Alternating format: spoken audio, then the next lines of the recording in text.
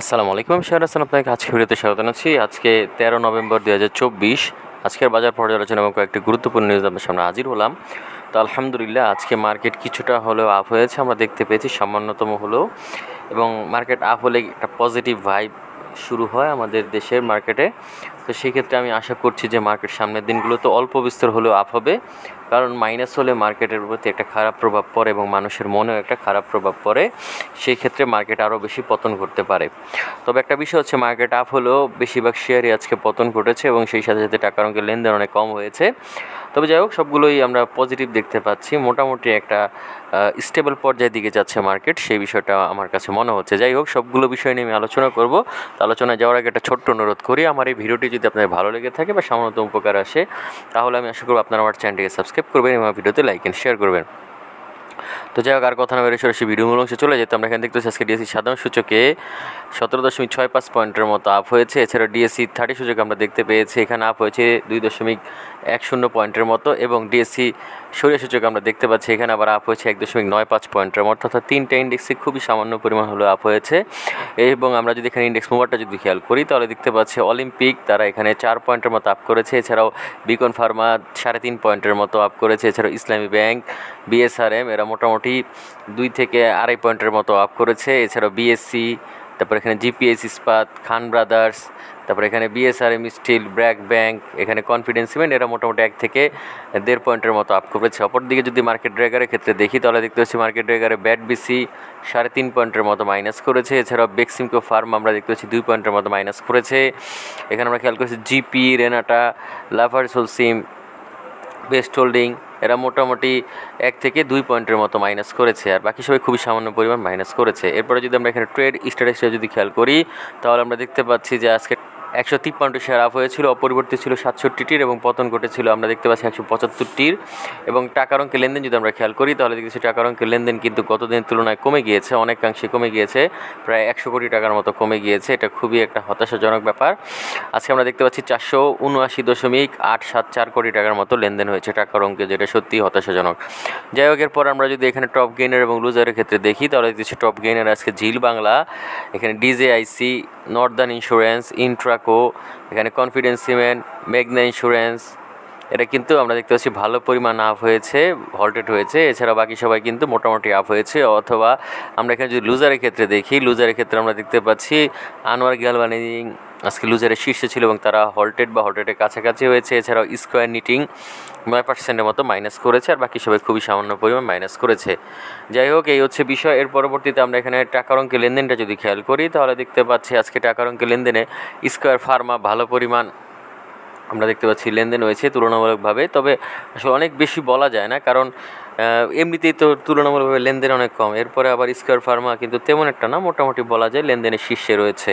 এছাড়াও বিএসসি কিন্তু মোটামুটি ভালোই লেনদেন করেছে, আর বাকি সবাই খুবই সামান্য পরিমাণ লেনদেন করেছে টাকার অঙ্কে। তো আপনারা চাইলে এই সকল শেয়ারগুলোর প্রতি নজর রাখতে পারেন।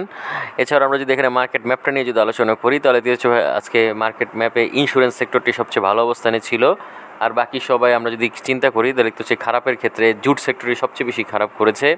এরপরে দ্বিতীয় অবস্থানে রয়েছে ট্রাভেল অ্যান্ড লেজার, মোটামুটি বলা যেতে পারে পেপার অ্যান্ড প্রিন্টিং খারাপ অবস্থানে ছিল, সিরামিক মোটামুটি খারাপ অবস্থানে ছিল বলা যায়। তো এটা আসলে কি বলবো, দুঃখজনক।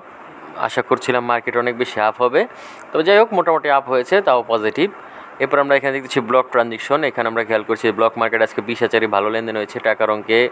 এছাড়া আমরা যদি অন্যান্যগুলো খেয়াল করি, তেমন একটা লেনদেন নেই। তো আপনি যদি দীর্ঘমেয়াদে বিনিয়োগ করার চিন্তা ভাবনা করেন, তাহলে আসলে এই মুহূর্তে ব্লক মার্কেট থেকে ভালো কোনো শেয়ার আমি দেখতে পাচ্ছি না যেটাতে আপনারা বিনিয়োগ করতে পারেন। যাই হোক, এই ছিল মোটামুটি এক নজরে বাজার অবস্থা। তো এখন আমরা চলে যাব কয়েকটি গুরুত্বপূর্ণ নিউজে। তো প্রথম আমরা যেই নিউজটি নিয়ে আলোচনা করব, সেটি হচ্ছে সূচক বাড়লেও নেতিবাচক ধারায় বেশিরভাগ শেয়ার। তো মূলত দেখতে পাচ্ছি আজকে মার্কেট যদিও আপ হয়েছে খুবই সামান্য পরিমাণে বলা যায়, তবে সেই ক্ষেত্রে আপ হলেও বেশিরভাগ শেয়ারই কিন্তু আজকে ডাউনের ছিল বা মাইনাস ছিল। তো সেই ক্ষেত্রে দুঃখজনক ঘটনা আমরা খেয়াল করছি যে মার্কেট আসলে বর্তমানে নেতিবাচক প্রভাব থেকেও একটু উঠলেও কিন্তু আমরা দেখতে পাচ্ছি যে তারা আসলে পতনের ধারাতেই রয়েছে বেশিরভাগ শেয়ার। তো সেই ক্ষেত্রে আলটিমেটলি মার্কেটকে ওইভাবে করে পজিটিভ বলা যায় না, তারপরে মোটামুটি একটা আশার বাণী হিসেবে মার্কেটকে আমরা পজিটিভ বলতে পারি। যাই হোক, এর পরবর্তীতে আমরা যেই নিউজটি নিয়ে আলোচনা করবো, সেটা হচ্ছে বিক্রেতা শূন্য 6 কোম্পানি শেয়ার। তো মূলত আজকে এরকম মার্কেট বাজে অবস্থা হওয়ার পরও, অর্থাৎ যে এতটা ভালো আপ না হওয়ার পরও কিন্তু 6টি শেয়ার আমরা দেখতে পেয়েছি যে আপ হয়েছে এবং তারা হল্টেড হয়েছে, তাদের কোনো বিক্রেতা খুঁজে পাওয়া যায়নি। তো সেই 6টি কোম্পানি কার আমরা এক নজরে দেখেন, তারা হচ্ছে জিল বাংলা সুগার, দেশ general insurance, Northern general insurance, Intraco, confidential এবং মেঘনা ইন্স্যুরেন্স। তো আপনারা চাইলে এই সকল শেয়ারগুলোর প্রতি নজর রাখতে পারেন এবং দীর্ঘমেয়াদে চাইলে বিনিয়োগ করতে পারেন, তবে স্বল্প মেয়াদে বিনিয়োগ করাই এই জন্য ভালো হবে। দীর্ঘমেয়াদে এই সকল শেয়ারগুলোতে বিনিয়োগ করলে তেমন হয়তো লাভবান হওয়া যাবে না। যাই হোক, এর পরবর্তীতে আমরা যে নিউজটি নিয়ে আলোচনা করবো সেটি হচ্ছে 3,000 কোটি টাকা ঋণ পেল আইসিবি, গ্যারান্টার সরকার। তো মূলত শেয়ার মার্কেটের বিনিয়োগ সক্ষমতা বাড়ানোর জন্য বাংলাদেশের একমাত্র রাষ্ট্রায়ত্ত বিনিয়োগকারী প্রতিষ্ঠান, এখানে আমরা বলতে পারি যে তারা আইসিবি, তারা কিন্তু শেয়ার মার্কেটে বিনিয়োগ করার জন্য 3,000 কোটি টাকা ঋণ পেয়েছে এবং এই ঋণের গ্যারান্টার হিসেবে রয়েছে বাংলাদেশ ব্যাংক। তো বাংলাদেশ ব্যাংক যখন গ্যারান্টার হিসেবে থাকে তখন সেই ঋণের একটা আমরা বলতে পারি যে নিয়মিত শোধ করার একটা সক্ষমতা থাকে, কারণ এখানে বাংলাদেশ ব্যাংক এই ঋণগুলো পরিশোধ করবে বলে তারা স্বীকৃতি দিয়ে থাকে যদি কোনো কারণে ঋণ পরিশোধ করতে ব্যর্থ হয়। তো সেই ক্ষেত্রে ধারণা করা যায় যে এই ঋণগুলো খুবই ভালো হবে। এবং একটা বড় বিষয় হচ্ছে, যেহেতু আইসিবি শেয়ার মার্কেটে বিনিয়োগ করার জন্য এই ঋণ নিচ্ছে, তো সেই ক্ষেত্রে এই টাকাগুলো যদি সত্যি শেয়ার মার্কেটে বিনিয়োগ হয় তাহলে কিন্তু শেয়ার মার্কেট আরও গতিশীল হবে বলে আমি মনে করি। এমনিতেই শেয়ার মার্কেট বর্তমানে দুর্বল অবস্থানে রয়েছে, তবে গতিশীল হলে আরও ভালো করতে পারবে বলে আশা করা যায়। যাই হোক, এর পরবর্তীতে আমরা যেই নিউজটি নিয়ে আলোচনা করব সেটি হচ্ছে ব্লকে 8 কোম্পানি বড় লেনদেন। তো মূলত আজকে ব্লকে 8টি কোম্পানির ভালো লেনদেন হয়েছে, তবে অনেক বড় লেনদেন হয়েছে বিষয়টা সঠিক নয়, কারণ তেমন একটা ভালো কিন্তু আমরা দেখতে পাইনি।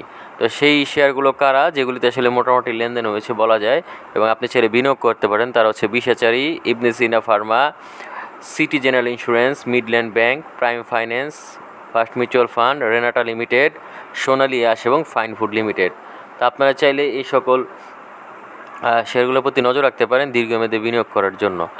তো যাই হোক, আজকে সবাই যে নিউজটি নিয়ে আলোচনা করবো সেটি হচ্ছে শেয়ার কারসাজিতে সাকিবের মুনাফা 90 লাখ টাকা, জরিমানা 50 লাখ টাকা। অর্থাৎ এখানে সে কারসাজি করার মাধ্যমে কিন্তু মোটামুটি 40 লাখ টাকা লাভবান হয়ে গেল। অর্থাৎ তার যে জরিমানা দিতে হয়েছে 50 লাখ, সেটি বাদ দিলে 90 লাখ থেকে আরও থাকে 40 লাখ টাকা। অর্থাৎ এই ধরনের জরিমানা করার পরও তার ভালো পরিমাণ লাভ হয়েছে, তার মানে এই ধরনের কারসাজি সে চাইলে আরও চালিয়ে যেতে পারে।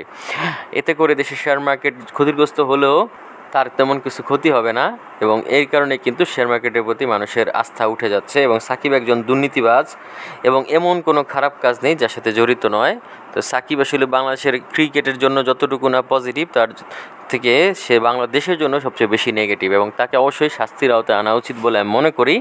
শুধুমাত্র অর্থদণ্ড নয়, তাকে আসলে জেল এবং জরিমানা উভয়ই আসলে দেওয়া উচিত বলে আমি মনে করি। এছাড়াও ফ্যাসিস্ট সরকারের দোষর হিসেবে তার একটা শাস্তি পাওনা রয়েছে, যদিও সে বর্তমানে বাংলাদেশে আসতে চাচ্ছে না বা আসতে পারছে না। তো সেই ক্ষেত্রে আমি বলবো যে অবশ্যই তাকে একটা শাস্তির আওতায় আনা উচিত। তো যাই হোক, মোটামুটি এই ছিল আজকের দিনের নিউজগুলো এবং আমরা দেখতে পেয়েছি আজকে নিউজগুলো মোটামুটি গুরুত্বপূর্ণ বলা যায় এবং আগামী দিনগুলোতে বিনিয়োগ করার ক্ষেত্রে এই নিউজগুলো আপনাদেরকে একটা বড় ভূমিকা রাখতে পারে। তবে যাই হোক, আজকে আর বেশি একটা কথা বাড়াবো না, আজকে এখানেই বিদায় নিচ্ছি। আগামীতে দেখা হবে নতুন কোনো ভিডিও নিয়ে। সে পর্যন্ত আল্লাহ হাফেজ, আসসালামু আলাইকুম।